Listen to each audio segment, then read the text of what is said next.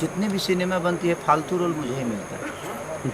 फालतू मतलब समझ सकती फालतू हैं, नहीं था। बनचड़ लड़का जौन मैंने समझ जॉली लीजिए कि जॉली गाँव जॉली लड़का। इनके लैंग्वेज में जॉली हो गया, हमारे यहाँ छुछुनर बोलते हैं। तो बात ये है कि जब जितना छुछुनरापन होता है, जितने ख़त्म लड़के होते हैं गांव में, जो बिगड़े होते हैं, जो ना बाप का सुनते हैं उसका ना माँ का character सुनते हैं, और अपनी जिम्मेदारियों का उनको एहसास ही नहीं होता और कि मेरी confidence जिम्मेदारियाँ बहुत क्या रहता है। बट कॉन्फिडेंस उनको होता है, बट वो जिम्मेदारियों से भागते रहते हैं। वही एक करेक्टर है। और लेकिन मैं उसके विपरीत हूँ। मैंने बचपन से, मुझे लगता है कि मैं 7 साल के था तब से अपनी जिम्मेदारियों को निभा रहा हूँ। लेकिन मैंने देखा है लोगों को, तो शायद वो मेरे अंदर कूट कूट भरा है कि अपनी जिम्मेदारियों को कैसे नहीं निभाया जाता है। निभाने की तो गुण मेरे अंदर है ही, तभी शायद मुझे लगता है कि मैं 2008 से इकलौता ऑडियो का स्टार हूँ। क्योंकि मैं कभी, लोगों ने मुझे अपने दिल से उतारा ही नहीं। एक साथ गायकी के क्षेत्र में मुझे लगता है कि कोई 4 साल, 3 साल, 2 साल, 5 साल चलता है, लेकिन मैं 2008 से बज ही रहा हूँ। उसका रीज़न यही है कि मुझे पता है कि मेरी ऑडियंस की मानसिकता क्या है और वो क्या चाहती है मेरे से। तो मैं कोशिश करता हूँ कि चाहे वो बुजुर्ग हो या चाहे मेरी माँ हो या मेरी बहन हो, मैं हर चीज़ों को गाने की कोशिश करता हूँ ताकि मैं हर आदमी के दिल में। देखिए, वो दोनों राजनेता हैं और मैं एक अभिनेता हूँ, उनमें मुझ में फ़र्क है। वो विवादित स्टेज पे है, हम विवादित स्टेज पे नहीं हैं। हम कोरोना काल में लोगों की बातें करें, लोगों की मजबूरी की बातें करें, लोगों की प्रॉब्लम की बातें करें कि अब हम उन दोनों नेताओं के बीच में उलझ जाएं। बट जया जी ने जो भी बोला, वो सीनियर है, हमारी मदर हैं। वो उनके मन में क्या है बॉलीवुड के प्रति या भोजपुरी के प्रति। बट भाषा कोई बुरा नहीं होता मेरे हिसाब से। हर वो भाषा एक दूसरे की माँ होती है। उनके लिए हो सकता है कि भाषा हमारी गलत हो, बट ऐसा अब जया जी ने मैंने सुना नहीं है, इसलिए मैं कोई टिप्पणी नहीं कर सकता।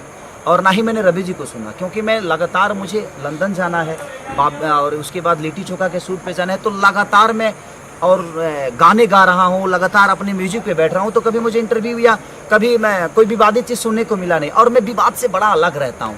किसने क्या बोला, नथिंग, मुझे जानना ही नहीं है कि किसने बोला क्या। हाँ, हमारी जनता की बात आती है कि हमारी जनता, हाँ, हमारे समाज की बातें हैं। जिस थाली में खाते हैं हम, तो उस थाली में छेद करते हैं। तो हिंदी से हमारा दूर दूर तक कोई रिश्ता नहीं है। जिस थाली में वो खाते हैं, जिस थाली में कौन छेद करता है, हिंदी से मेरा दूर दूर का कोई रिश्ता ही नहीं है। मेरी माँ मेरी भोजपुरी है, मेरी भाषा, मेरी जान, मेरी ज़िंदगी मेरी भोजपुरी के लोग हैं। तो मैं अभी जहाँ काम कर रहा हूँ वहाँ तो मैं बड़ा कुशल हूँ। अगर जया, उस मदर को क्या लगता है भोजपुरी के बारे में, ये तो मैं कल्पना नहीं कर सकता। उनके विचारधारा है एक भोजपुरी के प्रति, वो हमारे लिए बुरा भी सोचेंगी तो हमारी मदर की तरह है, हमारी माता की तरह है। उनका सम्मान है और शायद उनका जितना अनुभव है, हमारी उम्र भी नहीं हुई, से है, हमारे पिता की तरह है। रवि भैया के शब्दों में जो चीज़ें होती है, हम उनसे हमेशा कुछ ना कुछ सीखते हैं और वो जवाब दे सकते हैं, इसलिए क्योंकि उनका स्टेज है, क्योंकि वो भी राजनेता है, वो भी राजनेता है। तो एक राजनेता का जवाब एक राजनेता देता है तो शायद बेहतर चीज़ें होती है, क्योंकि उनका अपना खुद का एक स्टेज है। हम एक अभिनेता हैं और रवि भैया हमारे स्तंभ हैं। हमारे अगर भोजपुरी के वचन अगर कोई कहे तो हमारे लिए रवि किशन है। चाहे वो, देखिए, किसी पार्टी से हैं, उससे मुझे कोई लेना देना नहीं है, लेकिन उन्होंने भोजपुरी के लिए बहुत कुछ दिया है, बहुत कुछ किया है। हमारे मन में, हमारे दिल में, हमारे भोजपुरी समाज के लिए उनका सम्मान आजीवन रहना चाहिए सबके मन में, और मेरे मन में भी आजीवन वो चीज़ें रहेगी। तो उन्होंने जो भी बोला होगा अपने लेवल से बिल्कुल अच्छा बोला होगा, क्योंकि मुझे लगता है कि वो बहुत सुलझे हुए इंसान हैं, सुलझे हुए एक नेता हैं और सुलझे हुए अभिनेता हैं। उन्होंने संसद भवन में भी भोजपुरी में पहली बार भोजपुरी के लिए सवाल उठाया था, तो मैंने बोला भी था कि पहली बार दिल्ली ऐसे जगह पे और पूरी दुनिया के सामने एक स्पीकर के सामने भोजपुरी की भाषा के लिए 8वीं अनुसूची में ले जाने के लिए रवि भैया ने पहली बार आवाज़ उठाया। वो सुन के बड़ा अच्छा लगा। तो रवि भैया का जो पहल है वो बड़ा काबिलियत तारीफ़ है, और एक नेता के हिसाब से नहीं हूँ, एक समाज सेवी के हिसाब से चीज़ों को कर रहे हैं। तो मेरी शुभकामना है अपने बड़े भाई के लिए, अपने उस पिता के लिए, जैसे आजीवन जहाँ भी रहें वो खुश रहें। और मेरी दुआएं हैं 5 साल मेरी भी उम्र उनको लगे, ताकि जब तक वो जिए लोगों का ऐसे ही और लोगों के बातों के लिए, अपने समाज के लिए लड़ते रहे। अच्छा, देखिए, मैं आपके सवाल को एक जवाब देता हूँ। जब हम किसी के साथ रिपीट काम करते हैं तो भी आपका सवाल होता है, आप इसी के साथ क्यों करते हैं, इसी के साथ क्यों करते हैं, क्या प्रॉब्लम है, क्या चक्कर है। जब हम किसी को नए को ब्रेक देते हैं तब भी आपका सवाल है जो उसको हटाया क्यों गया। अब बताइए कि हम क्या जवाब दें इसका। अब आपसे मैं पूछ रहा हूँ, तो पहले लिट्टी चोखा में काजल ही है। देखिए, मेरा कहना यहाँ है कि मैं किसी को ना हटाता हूँ और ना ही रखवाता हूँ। मैंने बहुत सारे नए एक्टरों के साथ काम किया है। ये हैं अभी मैंने मंटुआ के नानी किया, उसमें भी नई तीनों लड़कियां नई हैं। प्रॉब्लम ये है, मैं आप सबसे एक बार बात ये बताना चाहता हूँ, आप लोग को भी एक चीज़ें होती है ना कि जोड़ियाँ क्यों आती हैं।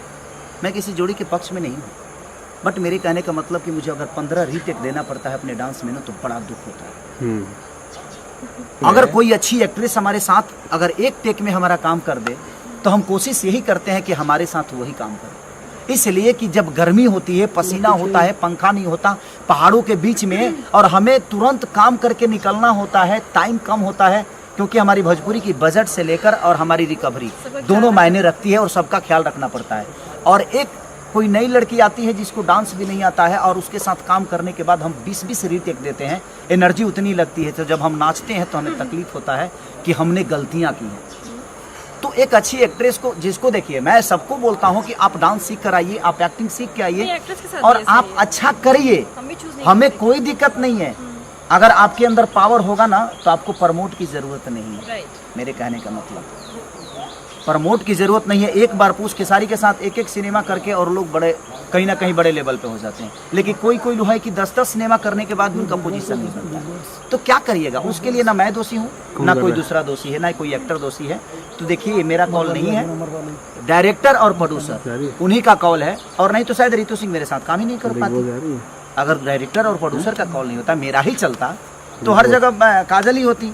ऐसा थोड़ी है, ऐसा नहीं है। जिस सिनेमा का जो रोल होता है, लगता है कि नहीं इसमें हार्डकोर एक्ट है, ये चीज़ें हैं, वो चीज़ें हैं, तो उसके लिए लोग खुद से अपने कंफर्टेबल के लिए कि हमारा काम जल्दी हो जाए, इसलिए बड़े एक्टरों के साथ काम करते हैं। हेल्प करने के लिए किसी मिशन की ज़रूरत नहीं होती है। मुझे लगता है कि आपके विचारधारा जरूरी है।